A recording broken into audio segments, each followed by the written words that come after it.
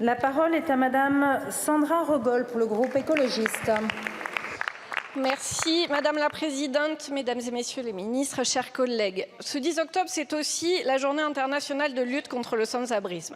Et en la matière, les chiffres sont sans appel. 130% d'augmentation du nombre de personnes à la rue sur les 10 dernières années, 2000 enfants sans logement cette année, soit 20% de plus que l'année précédente. Pourtant, je dois le concéder, vous n'avez pas rien fait. Ces 10 dernières années, l'État a augmenté l'enveloppe consacrée à l'hébergement.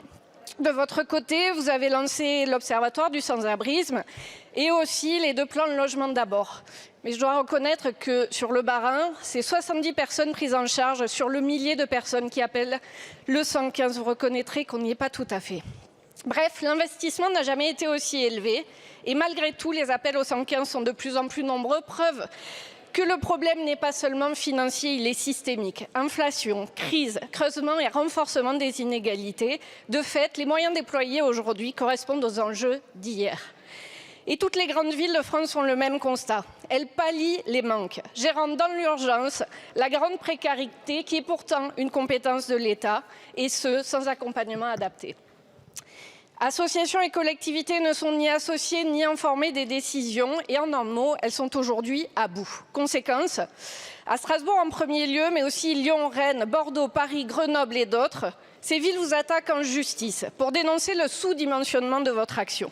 Mais derrière cette demande, il y a une demande simple. Vous demandez de sortir d'un système fondé sur la méfiance, d'un système fondé sur la suspicion à l'égard des collectivités et des associations.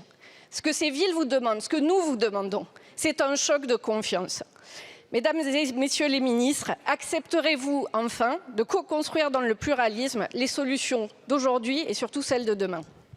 Je vous remercie. La parole est à Monsieur Olivier Véran, ministre chargé du renouveau démocratique et porte-parole du gouvernement.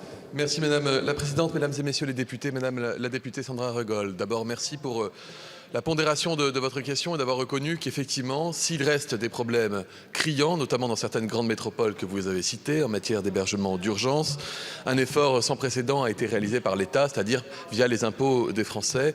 Je me souviens, ayant occupé le poste de la ministre que j'ai l'honneur de remplacer le temps de cette question au gouvernement, parce qu'elle est en Allemagne avec le président de la République, Madame Aurore Berger. À l'époque, pendant le Covid, nous avions atteint les 200 000 logements hébergement d'urgence, un nombre totalement au-dessus de tout ce que nous avions connu dans notre pays. Pour autant, vous l'avez souligné, malgré le choix de la Première ministre de maintenir un très haut niveau de parc d'hébergement d'urgence, eh bien, les comptes ne sont pas bons. Encore, trop de personnes, trop de familles sont à la rue. Vous l'avez dit, la solution, elle doit être structurelle. Et là aussi, je vous rejoins. Et d'ailleurs, c'est la volonté que nous avons avec le plan quinquennal que nous avions présenté en 2018. Ce sont 440 000 personnes quand même qui ont pu sortir de la rue et accéder à un logement pérenne.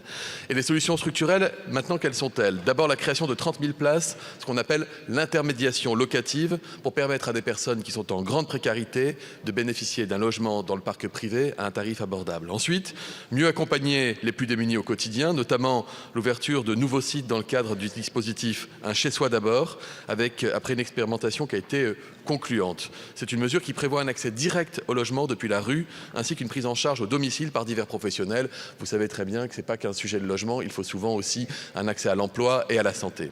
Et enfin, améliorer le fonctionnement de l'hébergement d'urgence, avec le recrutement quand même de 500 personnes supplémentaires pour venir renforcer le dispositif du 115.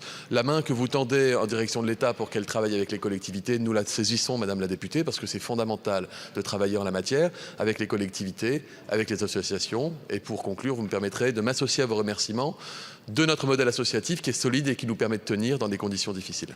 Merci beaucoup, Monsieur le Ministre. Madame Rogol.